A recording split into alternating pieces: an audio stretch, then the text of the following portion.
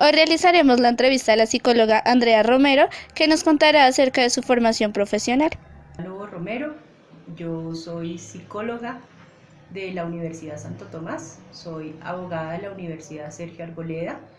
tengo una especialización en psicología jurídica acá mismo en la Universidad Santo Tomás y tengo una maestría en Derecho Procesal Penal de la Universidad Sergio Arboleda. Actualmente estoy cursando un doctorado en educación y al interior de la Santo Tomás me desempeño como la directora de la especialización en psicología jurídica y forense. Buenos días, hoy estamos con la psicóloga Andrea Romero, quien responderá algunas de nuestras preguntas acerca de nuestro proyecto de investigación. Eh, bueno, eh, la primera pregunta es, de acuerdo con los conocimientos que usted ha adquirido a lo largo de su profesión, ¿qué aspectos se comienzan a evaluar para determinar si una persona es un criminal?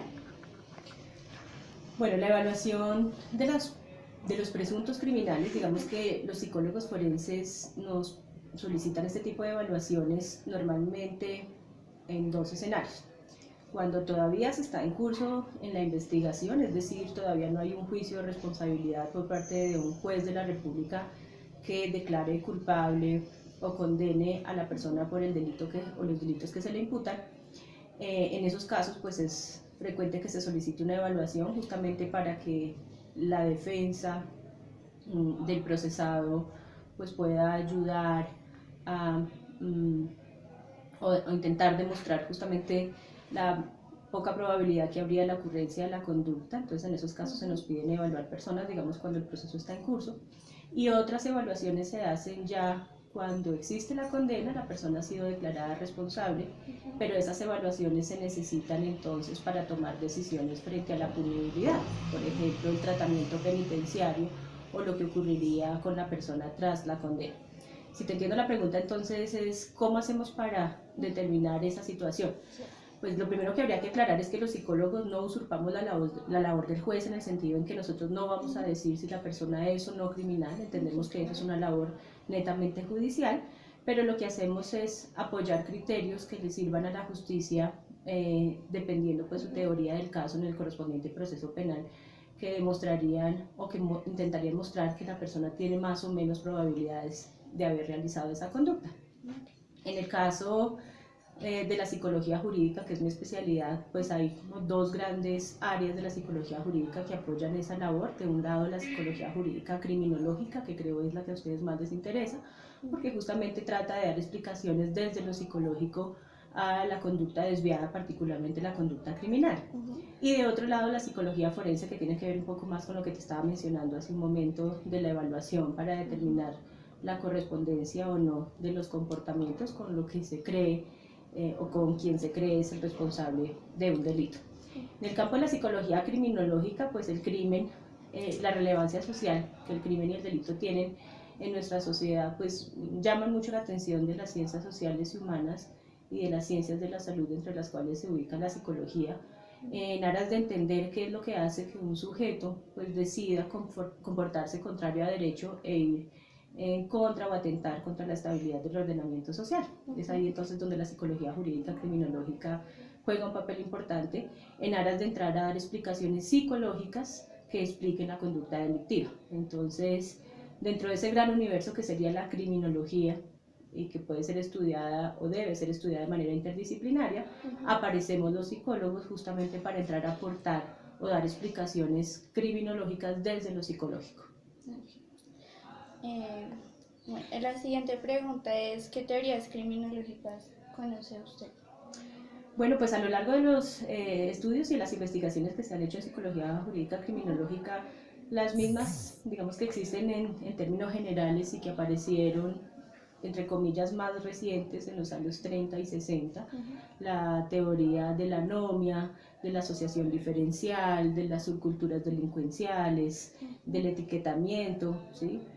Todo el tema de criminología crítica, que son como las corrientes que han aparecido a lo largo del tiempo intentando explicar por qué los sujetos se comportan como se comportan, sin dejar de lado pues también las teorías clásicas o de antaño de lo que tuvimos con Garófalo, Lombroso, Ferri, las teorías biologicistas de la explicación del crimen. Entonces en el componente de la psicología jurídica criminológica estudiamos este tipo de comportamientos y conocemos ese tipo de teorías.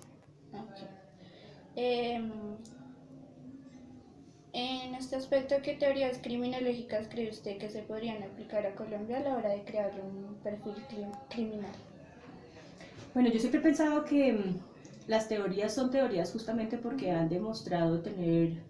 un cuerpo de conocimiento suficiente que podría explicar un buen número de situaciones. De las que te estaba mencionando hace un momento, si uno se pone a pensar, la mayoría de ellas son teorías criminológicas sociológicas, ¿sí? Que explican, bueno, a excepción de la biologicista, por ejemplo, pero las teorías criminológicas normalmente tratan de explicar la conducta desviada o la conducta criminal a partir de las interacciones del individuo con su entorno, ¿sí? Eso, digamos, frente a teorías puntuales. Ahora, hay explicaciones ya macrosociales del delito y entonces uno encontraría explicaciones sociológicas, económicas, políticas, que darían lugar a estas situaciones. Yo pienso que si la pregunta es cuáles aplicarían en Colombia, yo te diría que todas, porque de una u otra manera todas las teorías apuntan a una variable o un conjunto de variables particulares que explican la conducta criminal y en ese orden de ideas pues son válidas. ¿De qué depende que las teorías sean más fuertes o menos fuertes? De la investigación científica que las soporta, es decir, muchas de las críticas que tienen las teorías criminológicas hoy por hoy o que han aparecido en las últimas décadas es que explican una forma de criminalidad, pero no todas, ¿sí? O que no son extrapolables a todo tipo de culturas. Yo pienso que eso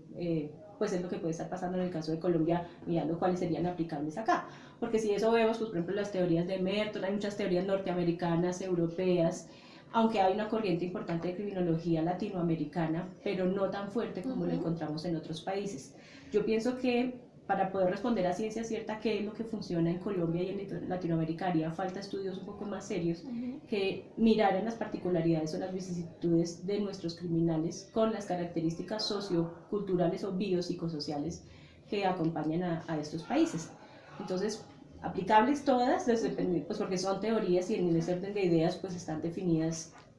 para responder a la explicación de la conducta criminal, pero también pienso que nos falta mucha investigación en Colombia pues para poder crear teorías que expliquen las variables culturales que hay en nuestras latitudes. Bueno, y mi última pregunta. En la teoría clásica que se concibe el crimen como un hecho individual, aislado como mera infracción de la ley, sin importar quién lo cometió y cuál es su justificación, ¿cree usted que dicha teoría busca la verdad y analiza perfectamente a la persona que cometió el crimen? En los términos en que planteas la definición, no lo creería así, porque pues justamente pienso que las variables sociales de conjunto y la introspección de la vida de un sujeto y todo lo que lo rodea se hace necesario para entender qué lo lleva a delinquir. Yo de manera particular, y pues entendiendo que hay otros colegas que puedan tener opiniones distintas, pues creo que las ideas del delincuente nato están un tanto superadas, o sea, no es que nazcamos con el gen del mal o que algo que predispone per se nuestras conductas independientemente del ambiente en el que crezcamos. Yo pienso que uno de los dilemas de la criminología a lo largo de la historia fue justamente decir, ¿el criminal nace o se hace? Yo de manera particular pues tengo una perspectiva dualista del asunto, o sea, pienso que si bien puede haber predisposiciones dadas de la personalidad, el temperamento, el carácter de un individuo, el ambiente en el que creces es lo que va a marcar la diferencia entre que esas tendencias ya innatas, por llamarlas de alguna manera, afloren o no, ¿sí? Entonces yo pienso que el ambiente juega un papel preponderante en todo este asunto y que aparecen a lo largo de tu vida y en el contexto en el que creces una serie de factores de riesgo que van a exacerbar el hecho de que tus ideas criminales salgan a flote o se mantengan controladas. Ahora, la importancia de eso biológico, por ponerlo en algún concepto, sí, solo si de pronto la conducta criminal está o está relacionada o depende de factores de salud mental, por ejemplo la presencia de psicopatologías, en donde pues es más fuerte que una persona que tiene un trastorno mental pueda incurrir en conductas delictivas por algo que no es ni su responsabilidad ni que depende de él, como serían sus propias condiciones de salud o la presencia de estos trastornos. Pero en todos los demás casos yo sí pienso que el delito es más bien el resultado La pregunta es, ¿sabe usted en qué consiste la nueva teoría ecológica de la criminalidad y cómo puede llegar a evaluar a un criminal desde el campo del ambientalismo? Bueno, lo que tengo entendido frente a las teorías ecológicas es que,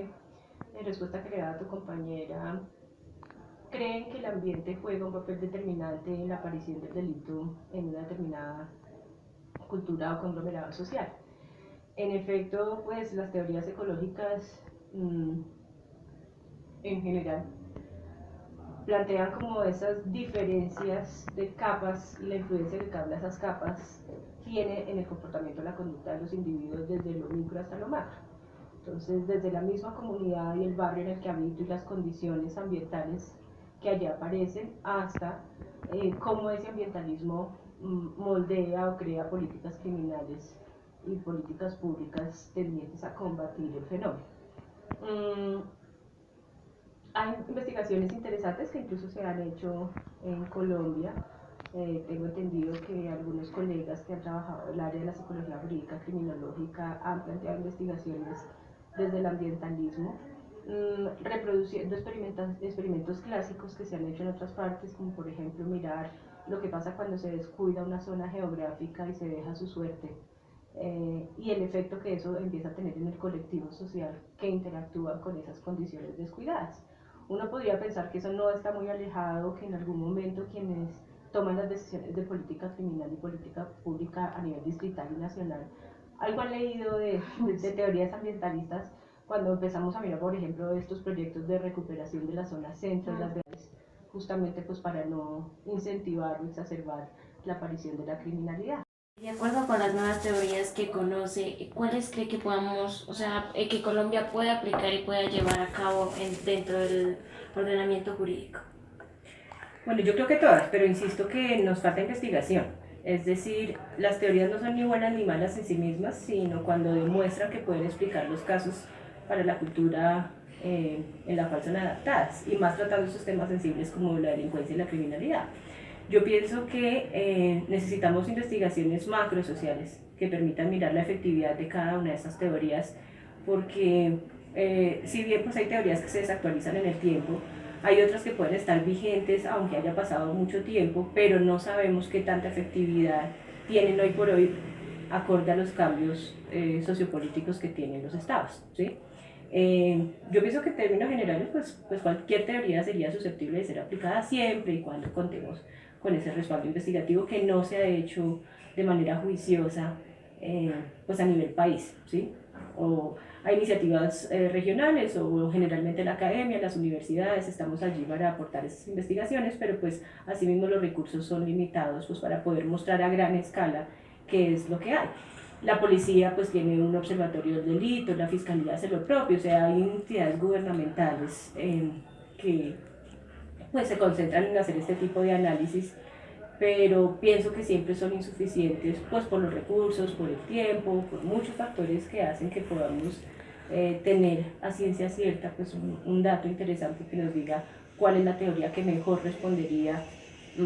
pues a las situaciones de delincuencia que nosotros tenemos en la ciudad o en el país. Y pues insisto, no una única teoría, sino más bien una combinación de ellas que pueda atacar diferentes frentes o analizar diferentes factores. Bueno, y la última pregunta es, ¿considera usted que Colombia es un país que está atrasado respecto de este aspecto con respecto a otros países que sí han desarrollado estas teorías y que tienen como más avances en ese tema?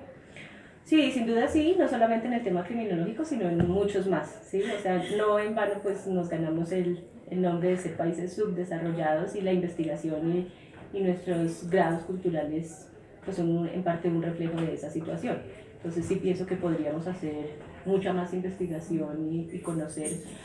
más frente de pronto a lo que se ha hecho en otros países que van un poco más a la vanguardia en determinar, en definir qué es lo que sirve y qué es lo que responde a estos fenómenos que se presentan desde el punto de vista criminológico. El tema de perfilación criminal, por ejemplo, que existe en otros países, entonces sin demeritar obviamente pues los esfuerzos de nuestras instituciones y de los profesionales que trabajan en pro de ello, sí pienso que nos falta mucho más trabajo y sobre todo mucha más investigación al respecto. Entonces, pues muchas gracias por esta entrevista y eso fue todo. No, a ustedes, con todo gusto.